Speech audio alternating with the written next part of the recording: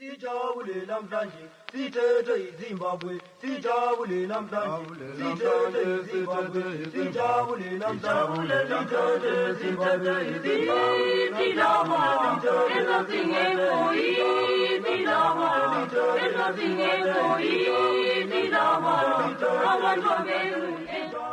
Well, the most important change in this country is that of our people recognizing themselves as one. What I mean is this: we have been divided into racial groups, white people, black people, so that all that was different, be it in economic life, be it in ordinary social life, was based on this black and white. Once you change this and you make our people feel that they're one, then all those things that were divided along those lines could be solved. I have suffered, I have worked so hard for this country before independence, during the war.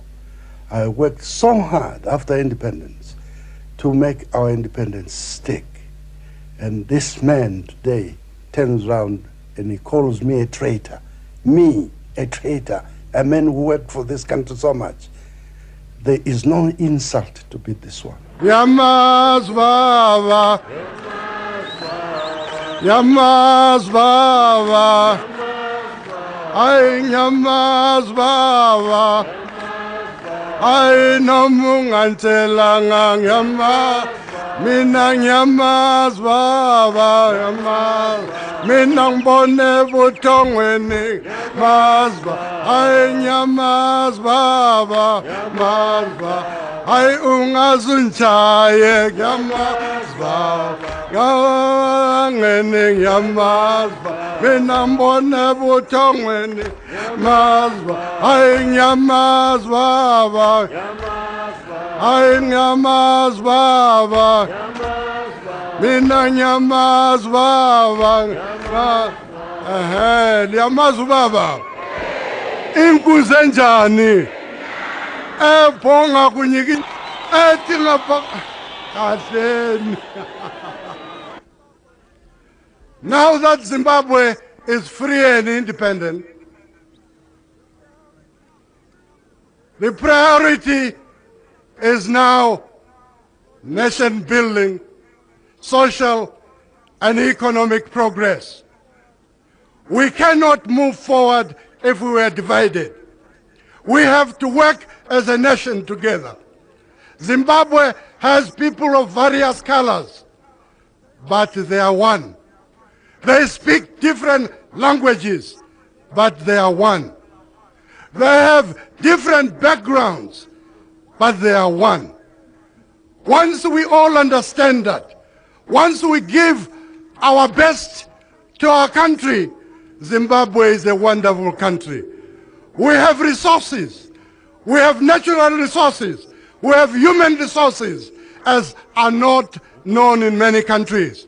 And therefore, it is us, the people of Zimbabwe, who should come together and see that Zimbabwe progresses.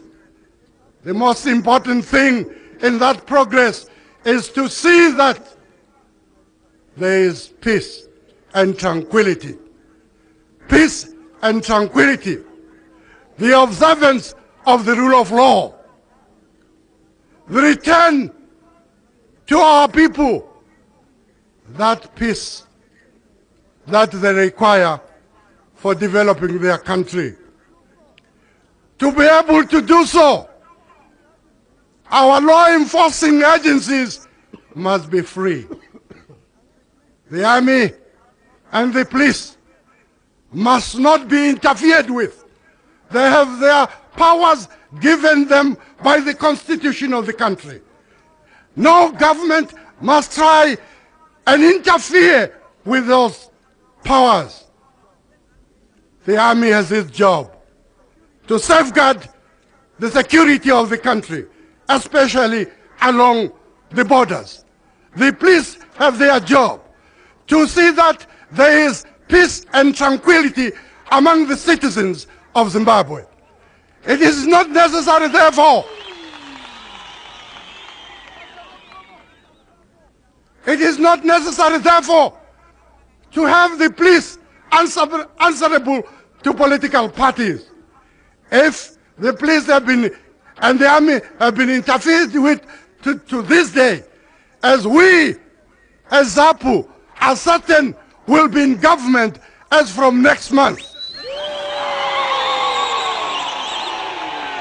I want to assure you here that the army and the police will be left to do their respective duties without interference from the government of PF ZAPU. That there have been a number of little groupings who have usurped the powers and the functions of the police, you can be certain that those groupings will be removed. If those young people want to be in the police force, let them join the Zimbabwe Republic Police. No other little forces outside that main and the only constitutional force of this country.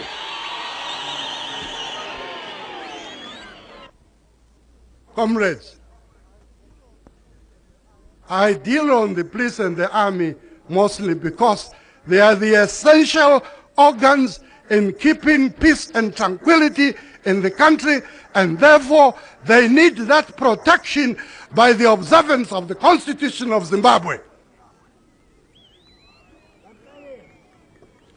The army is the army and all its branches. There is no need for additional little political groupings. If you believe, as members of ZAPU, that when ZAPU is in power, you too will have your own little private armies, I say to you today, no. No private army. If, as you may have seen, there are little groupings of youths, political groupings of youths of political parties who have usurped the powers and the functions of the police. If you believe when ZAPU is in power, you too will indulge in police work, then let me tell you, you are not going to do it outside the police force of Zimbabwe, outside the Zimbabwe Republic Police. Ofuna ukuba lipolisa kangene emapoliseni.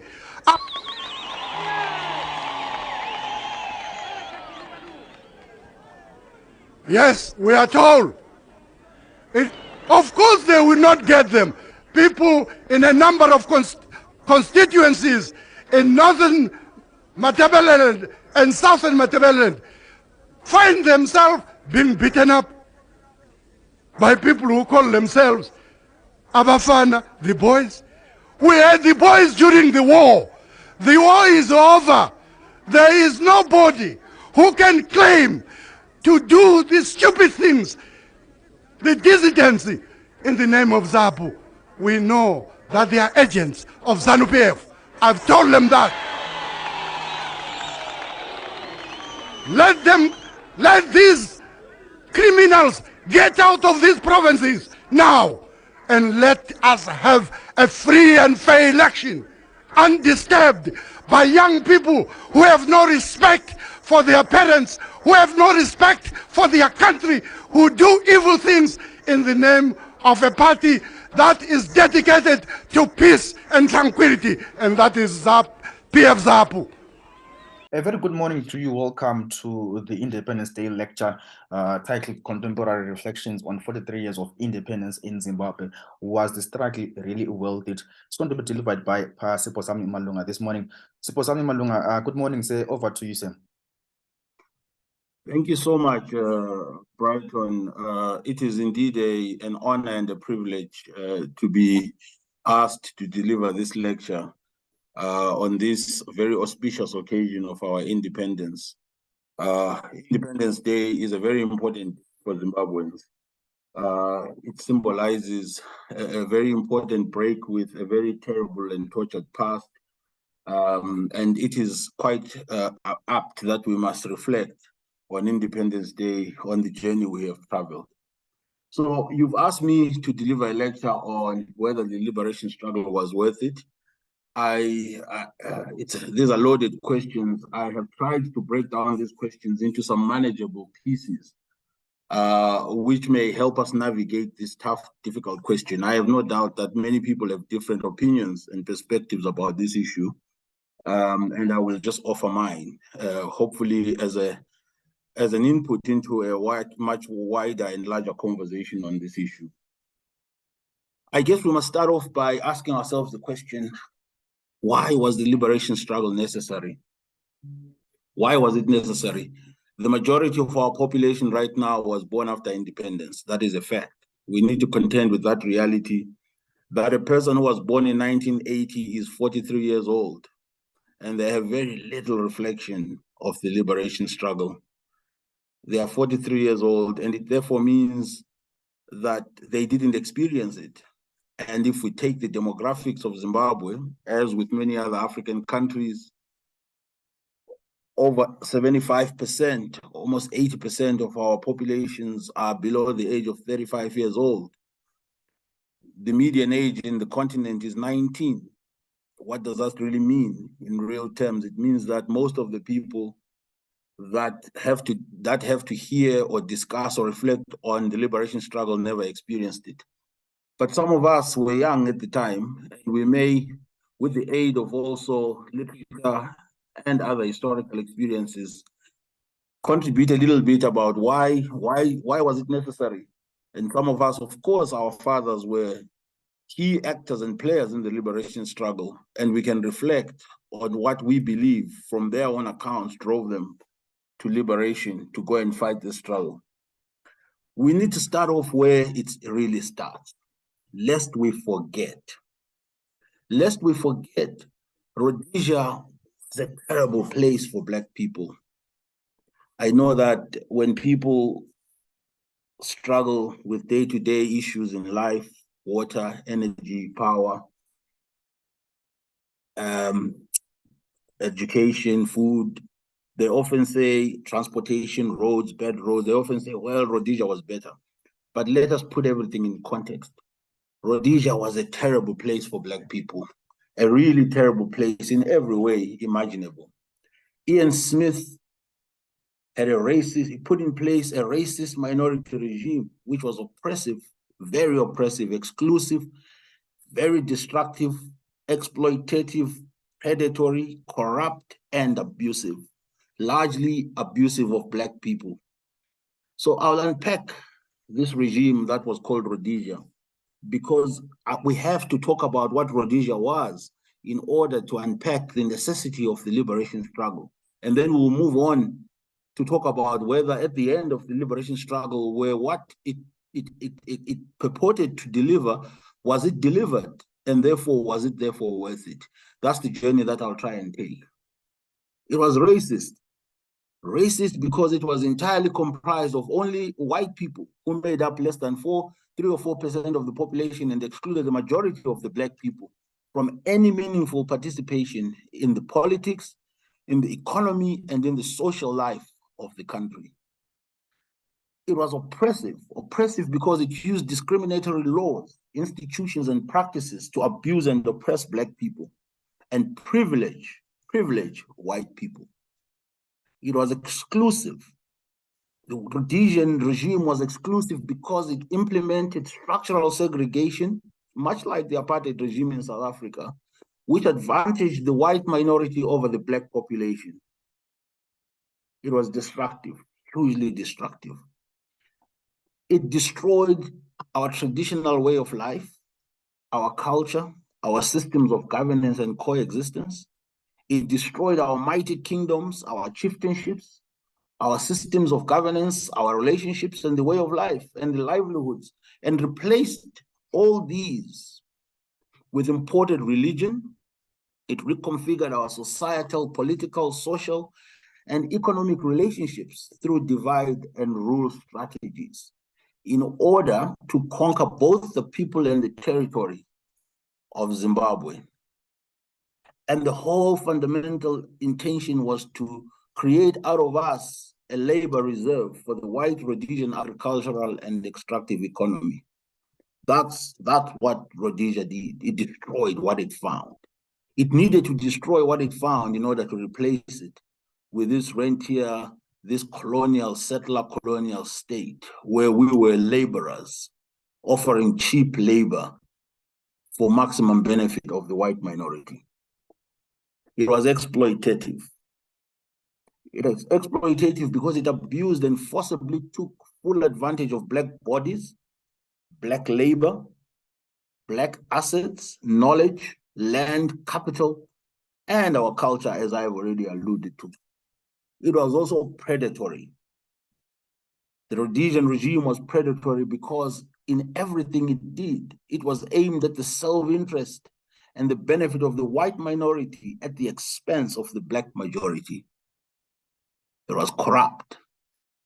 Many may not understand or know or recall the levels of corruption that were in Rhodesia because we contend with our own corruption in day-to-day lives in Zimbabwe. But it was corrupt. Why was it corrupt? It was immoral. It was unethical. It was without any integrity whatsoever, and it abused its public power for the political, economic, and social benefit of a small group and minority, the whites. It was also abusive. The Rhodesian state was abusive because it deployed laws, public institutions, officials to abuse and violate the political, economic, and social rights of the majority Black population. Racist, oppressive, exploitative, exclusive, predatory, destructive, abusive, and corrupt. That was Rhodesia. That was Rhodesia. And this sets for you the backdrop of why and whether it was necessary to wage a liberation struggle against this system that I've just described here. So the question is asked, was the armed liberation struggle inevitable or justified?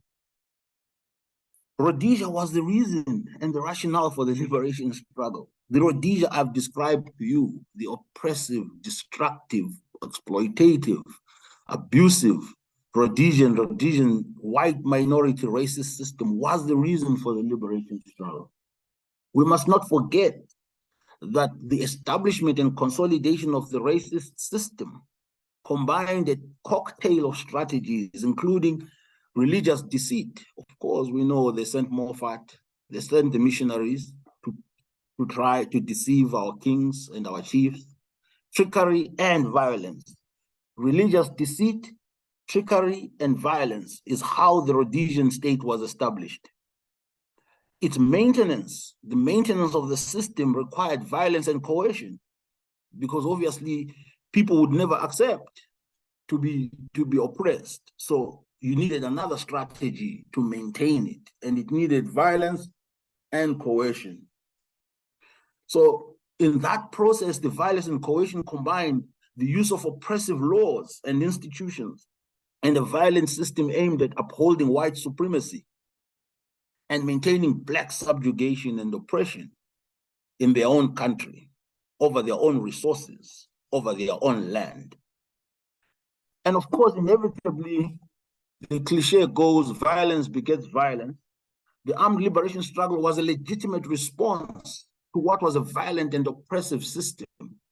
Legitimate response recognized by the world as self-determination, a legitimate response, the deployment of violence to fight against violence, oppressive colonial system, which was widely endorsed and supported by the international community as part of the decolonization agenda. In law, I'm a lawyer, I like to reference the law. It is called just war, or the right to resort to war, or what we sometimes call jus ad bellum for those Latin fanaticists. So the reality is that the liberation struggle was the choiceless response to an oppressive, violent, and predatory system that left little choice to the Black person but to fight back. And fight back the Black person did. So it culminated in what we call independence. Was the liberation struggle worth it? I've already asked whether it was necessary. I'm now asking whether it was worth it. And when you measure the worth of something, you must measure the cost of doing it versus the gains that you get from doing it. If the cost is too high and the gains are too low, it's not worth it. It's not worth it, right? If the cost is too low and the gains are high, it's worth it. It's high value. It's a high value investment. You put in very little and you get a lot. So as we'll reflect and measure, but we must also accept that the choice, the measurement of worth is done at a point by people who might not have been at the place of measuring necessity. We must always recognize that when you're measuring worth, 43 years, maybe even 50, because this liberation struggle was waged another 15, 20 years before independence. So you're looking at the 70s, late 60s. So the people who were measuring necessity and worth are different from us who are now measuring worth. We must also accept that fallibility in these kinds of scrutiny and questions that we ask ourselves. That the people who were making those calls at the time made the calls based on their own realities. So somebody could argue this is an academic debate, but the reality is that if people fight to achieve something, the question is, has it been achieved after they fought for it? So we must, and we are entitled to ask that question. Was it worth it?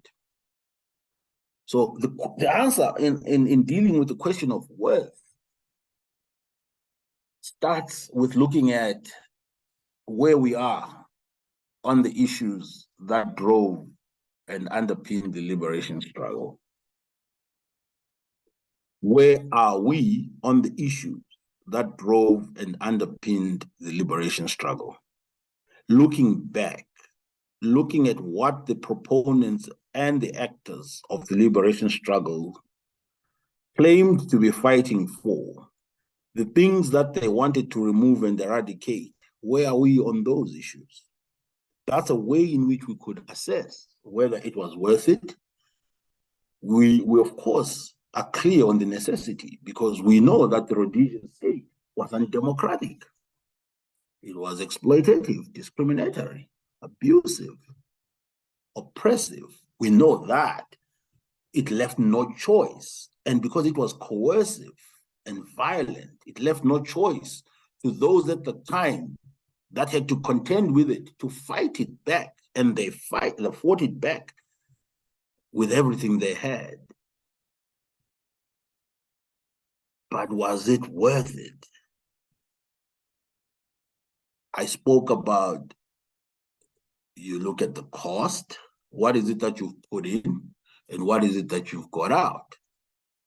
What went into the liberation struggle was huge sacrifice, lives, huge sacrifice in time, paid not just by those that went across the borders to mobilize an armed struggle, but paid by the entire nation. We must never forget, and I've said this before, that we have had to be fed a diet that certain people liberated Zimbabwe, only a certain group of people liberated. That is far from the truth. Zimbabweans as a whole liberated Zimbabwe. They bore the brunt of Rhodesia. They lifted and carried the burden of resisting Rhodesia. They carried the risk of protecting and supporting the armed insurgents, the freedom fighters. Our people suffered immensely under Rhodesia. And our people, the Zimbabweans, fought back against Rhodesia. It was not Zipra and Zala only. They played their part, but they would never have succeeded were it not for the amazing and unbelievable and selfless sacrifice of the people of Zimbabwe. Many were killed, many were jailed, many suffered. Only a few weeks ago, in fact, that's this past weekend, my Chief Dambisa, who is the heir to Chief Maduna, who was a close friend of my father, who grew up with my father in Flabusi, was installed. And I was reflecting because I spent almost the whole day with Chief Maduna before he died. He had summoned me to talk to me about a number of things, which one day I will share. I think I might have shared at some point. And I remember him telling me that he was in 10 different Rhodesian jails. Chief Maduna, Veze Maduna. He was a chief,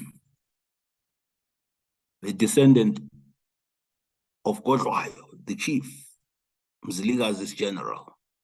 He spent time under Rhodesia in 10 different jails. This is our chief.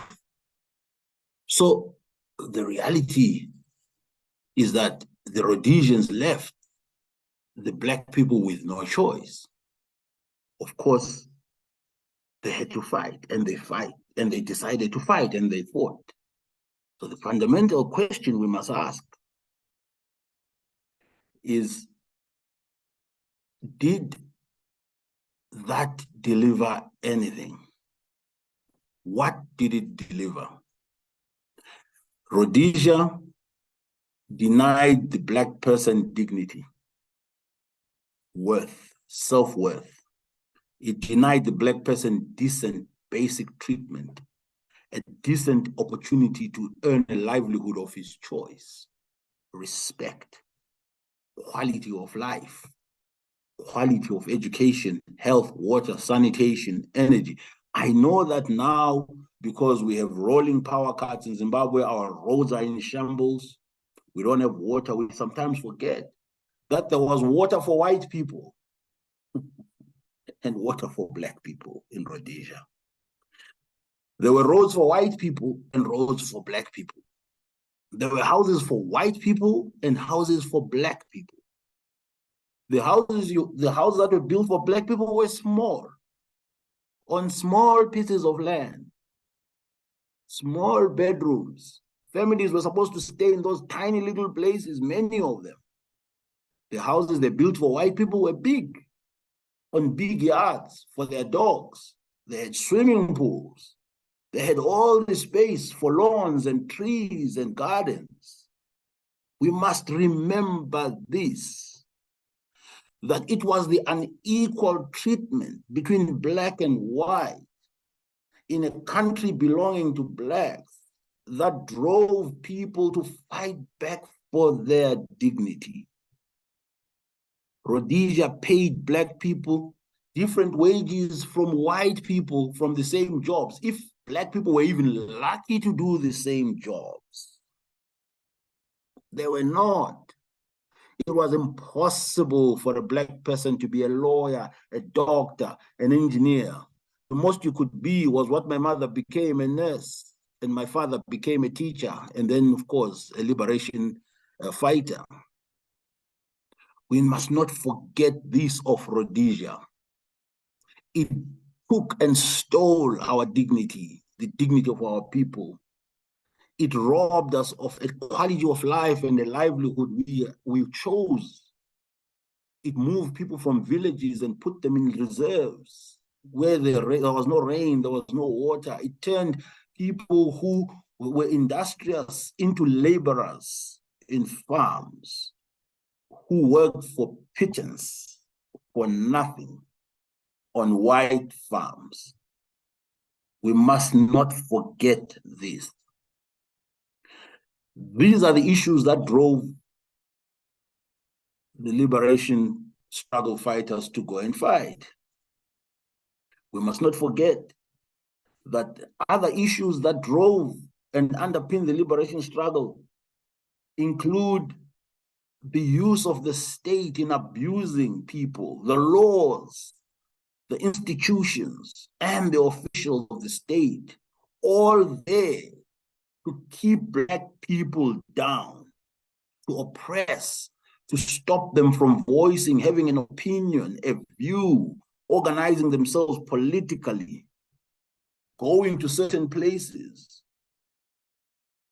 Could not stay, go and visit Emayadini, where the white people lived. You used a different toilet, black toilet, white toilet. You could not access certain parts of the city, certain stores at certain times. So the institutionalized and structural racist segregatory system drove people to fight against it, to create an equal system for everybody. A system in which you could use any toilet if you needed to. A system in which you could live anywhere, in which you could live in a house as big as you wish, as you want. A system in which you could be entrepreneurial. You didn't need to only sell your labor, in which if you had the capability, you could pursue any profession of your choice. I became a lawyer. My father wanted to be one. He could not be one. And he was adamant that you are going to become a lawyer, because he also understood and appreciated the value and the importance of law in his life as he battled the Rhodesian legal system and the oppressive laws of Rhodesia, as he spent many, many years in prison. But he could never be a lawyer himself at the time. The other thing that drove the struggle, which we need to look at and weigh between then and now, is the predatory elite. It has been established, as I said earlier, that the Rhodesian elite was predatory. Predatory, I explained why it was predatory. It sought to take, it sought to benefit itself, the minority, at the expense of the majority black. Every decision, every law, every institution, every policy was calculated to deprive and discriminate the blacks and advantage and privilege the whites. It was predatory. There is no policy that was made without predation as a motive. We have to, at some point, we'll go back to all these issues and look at where we are as Zimbabwe. Discrimination, discriminatory system, political, economic, and social system underpinned Rhodesia. Very discriminatory in everything you do. The school you go to, if you're black, you can't go to a white school. And the teachers in the white schools are better. They're better trained, of course. The facilities are better. The sizes of the schools are better. You just have to look at Milton. You have to look at Gifford. Big rugby fields. Look for that rugby field in Luveve. Look for that rugby field in other schools, in the townships. Big cricket fields. Everything was different for blacks and for whites. Politically, if you were black, you had no place participating.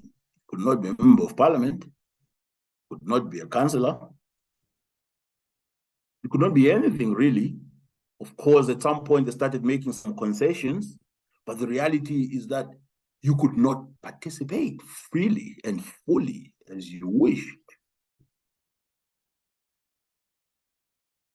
And of course, socially, where you live, where you play, where you went for entertainment, all these things were very critical and very important. Exploitation. The black people fought against exploitation. They felt exploited by the white minority. They felt that their land was exploited because it was taken arbitrarily. They were moved from the places where they stayed and they were put in reserves. The Land Apportionment Act, the Land Tenure Act, these laws were created to reinforce and to buttress these unequal and discriminatory commercial and economic practices that sought to entrench white superiority and black inferiority. The Rhodesian regime was exploitative. It used state power to exploit, to take to take from the majority black people and to give to the minority white in every way. It exploited black labor, hard labor for low wages, dangerous labor. It didn't really matter. Safety was not so crucial and important. I know this as a fact because I've even spoken about this in a meeting of parliamentarians some years back, that my grandfather was a miner and he used to go down the mine at Fred Rebecca mine in Philabusi. He used to go, I don't know how many times he went down that mine. I don't know how much gold he brought up the mine. He died poor. He had nothing. He didn't have an ounce of gold or whatever, quarter of an ounce. Died a poor man. But I'm sure in his life, he carried millions of gold from the ground up. And he died coughing and sneezing and wheezing. And I believe he probably died from this disease that all these miners got. I don't know, it's not tuberculosis, it's asbestosis or whatever they call it. Silicosis, they call it. Many of the miners here in Gauteng have had it. And there's been a class action and suit that was won for them to be reimbursed and paid for this disease. Nobody cared about the safety and health of those miners. Oh, farmers, we don't even talk about that. It was a case of maximizing profits. The way slavery operated, the life of the black was immaterial. The health of the black was immaterial.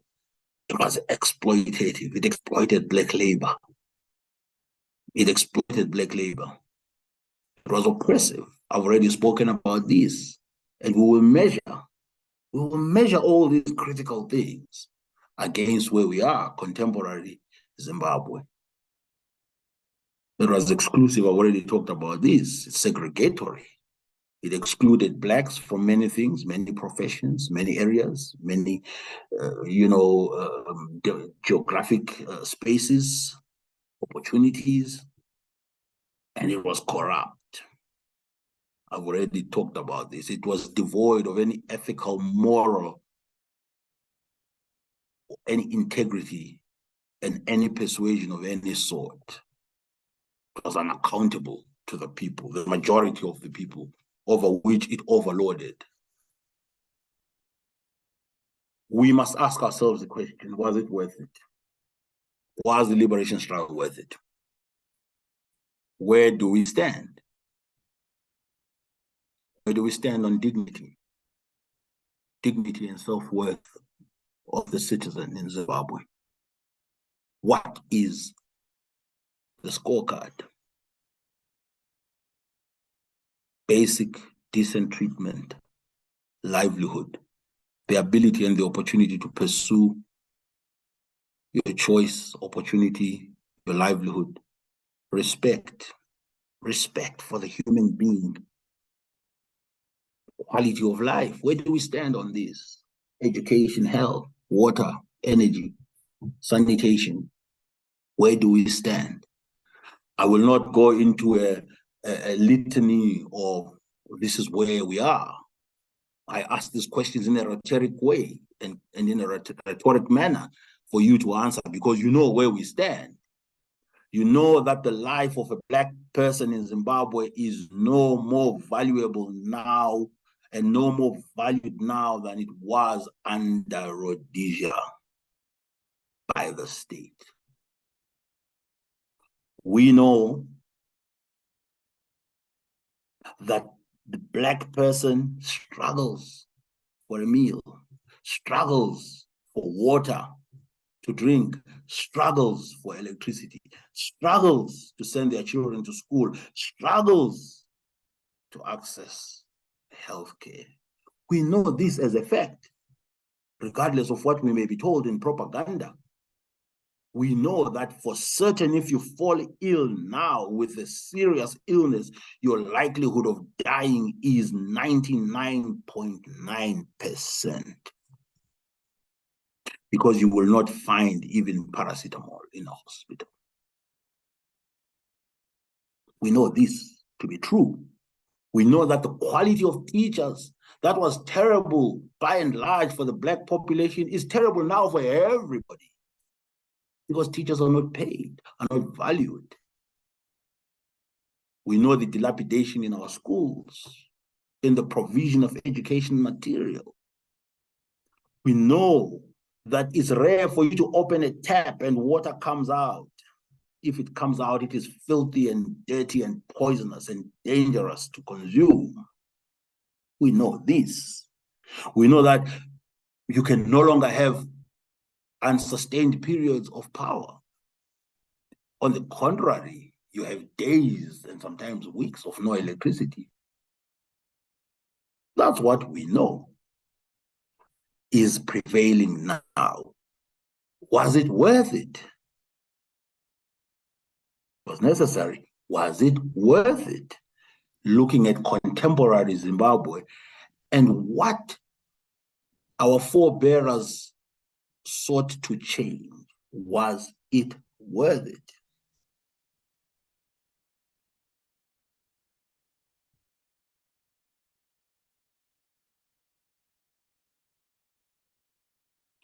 We are also clear, as they were clear. My father was clear. We fought to change the system. The laws were oppressive. The institutions were coercive. The officials were discriminatory. We fought against this. The state was instrumentalized against the people. That was Rhodesia. The state sought to protect a small minority and their interest against the majority of the people. What is the state of affairs now? In whose interest does the Zimbabwean state operate? In the interest of the majority? Because it's a Black state now. Of course, it's an elite. I'll talk about the similarities between Rhodesia and Zimbabwe. Where are we? The reality is that little might have changed in the way in which the state is configured and in which the state postures itself against the citizens, vis-a-vis the citizens. The same laws, by and large, with different amendments and reconfigurations, are used to stop people expressing themselves, demanding their God-given right to speak. The very clarion call of the liberation movement was democracy. We want to determine our future. We want Black people to vote. One man, one vote. We want to have a say in our government. Yet, we have now the same machinations of suppression of votes, suppression of the Black person from speaking, from demanding, from participating in the political life of his own country, liberated country. That is a challenge we face, and it's a reality. We have elite again, much like Rhodesian elite, but a Black elite that's simply doing the same things. That's instrumentalized the state as a coercive and violent instrument to exploit, to abuse, to predate, to exclude, to benefit. Where do we stand? Was it worth it? We must ask these questions, because if it was, perhaps we wouldn't have the same morbid symptoms that characterized Rhodesia. Why is violence so pervasive? Violence was the first and primary and primordial instinct of the Rhodesian, racist Rhodesian government. It deployed violence in the most efficient and egregious way. That is why our fathers decided that it was pointless to talk to the Rhodesians, to plead with them, to beg them, to say to them, please hear us, listen to us. We are people. Let us share. Give us a chance to also participate. They realized that whenever you did that, you were taken and thrown in jail. You were beaten and tortured. You were killed. They said, no. These people do not listen. They cannot listen. They do not want to listen. Therefore, we should deploy the same language that they deploy against us. Hence, the armed liberation struggle. Was it worth it? Was it worth it? I will go to the conclusion, when we are looking at whether it was worth it, we must look at whether it delivered the liberation promises. But the reality is that we have the same system of governance, the same script. We have oppressive laws, policies, institutions, and the perversive use of violence, coercion, to maintain and retain the political system run by a small elite, which continues to exploit and benefit from the whole state for its personal self. Was it worth it, is a question I ask again. And I must conclude, and of course, we have different perspectives about this. Some people may agree with my assessment, some people may not. There have been some gains. Somebody will say, oh, we gave people land. But how secure is the land that people have even? Those leases, those offer letters, which can be withdrawn if you say the wrong thing, which can be taken from you if you don't belong to a particular small ruling elite, which depends on you paying somebody, it depends on you doing something for somebody. If you piss off or irritate or upset anybody, it will be taken from you. Are we not still in Rhodesia, where land was controlled and managed by a small group of people who use in the way they wanted? Where if you speak out, you get thrown in jail? If you speak out, you get abducted and beaten and tortured and sometimes killed and thrown in some bush? What has changed? I will conclude. The reality, in my own opinion, and it's probably an unpopular opinion with some of my uncles and fathers who went and fought, is that the struggle against white, racist, minority, predatory elite was just, it was correct, it was proper, it was necessary. It had to be done. They had to be fought. The Rhodesian system had to be dismantled. It was evil. But that struggle was instrumentalized. It was instrumentalized by a small black elite. It was hijacked. It was hijacked. It was diverted. And what was a legitimate moral and ethical struggle for freedom and liberation was betrayed. It was betrayed and it was captured by a small group to perpetuate the very system that they initially were fighting against: oppression, abuse, corruption, exploitation. The struggle was betrayed. Thank you.